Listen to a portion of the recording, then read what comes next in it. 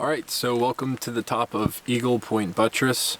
Let's do a quick guide and review. First off, this is probably the most challenging hike that I've done in the gorge this year. Not so much because of the trail, just because of the conditions. Pretty cold, probably mid 40s, rained off and on during the hike. It's super slick everywhere. A lot has actually happened. I've crashed my drone, which was really scary.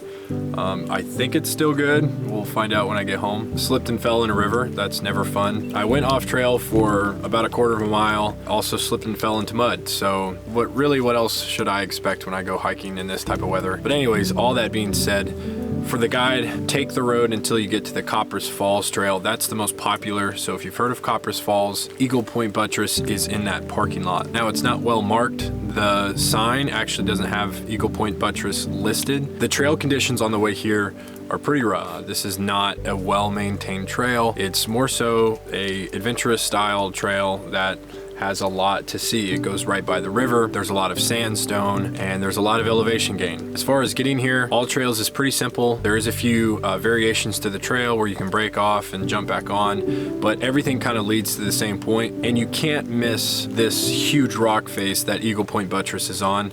It's probably one of the tallest in the gorge that I've seen. Again, there's no signage, so it would be a smart thing to do to either have a map or to familiarize yourself with a map. Okay, as far as a review, immediately after I got to the top here, I was thinking of this scale and I said, this is way more adventurous. I don't know if it's just because of the conditions today, but I do feel like even in the summer that this is more of an adventurous style trail because of how much elevation gain that you have to get here. But the trail as well is also very adventurous. There's an arch on the way here that I think is called Moonshiners Arch. Correct me if I'm wrong. Red River goes right beside this trail, and so Some of this trail is washed out and you kind of have to climb over rocks and that sort of thing, making this trail to me way more adventurous than it would be a tourist trail. That doesn't make it bad. I think this is actually one of the coolest spots in the gorge, especially if you want either a sunset view or a view like this with the clouds. If you haven't seen my video exploring Red River Gorge, be sure to check it out right here. And as far as this one goes, thank you guys for watching so much. Keep exploring. We'll see you in the next one.